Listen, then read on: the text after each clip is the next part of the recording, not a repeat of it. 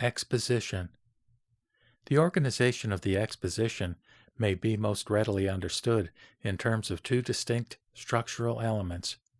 The first is the traditional characterization of the Buddhist way in terms of three pillars: teaching, practice, and realization.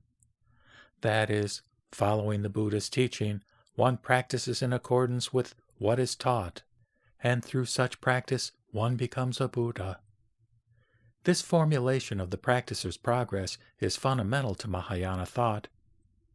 In the preface of Passages on the Pure Land Way, Shinran mentions the teaching, practice, and realization that are the true essence of the Pure Land Way, and in the exposition section he takes up and discusses these three pillars one by one. The three pillars, then, provide the basic organizing principle of this section. At the same time, however, Shinran superimposes a second organizational element that expresses the core of his Pure Land teaching, the two aspects of Iko. Iko, a central concept of Mahayana Buddhism, literally means turning and redirecting the results of one's meritorious acts away from oneself toward one's attainment of enlightenment and toward other beings.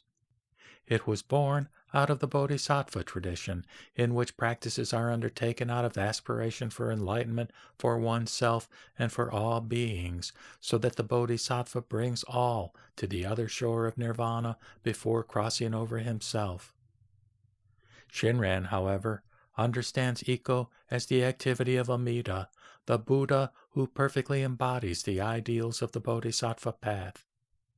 Ego is analyzed in terms of two aspects: Amida's directing of his virtue to beings for their going to the Pure Land, and that for returning to this world to save all beings.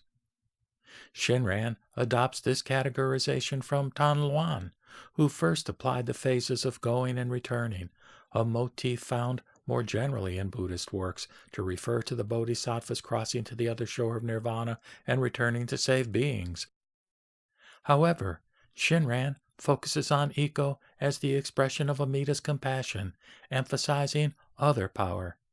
Hence, the two aspects signify Amida's working to bring each being to birth in the Pure Land, an attainment of enlightenment, and further to enable him or her to return to this world to perform compassionate activity.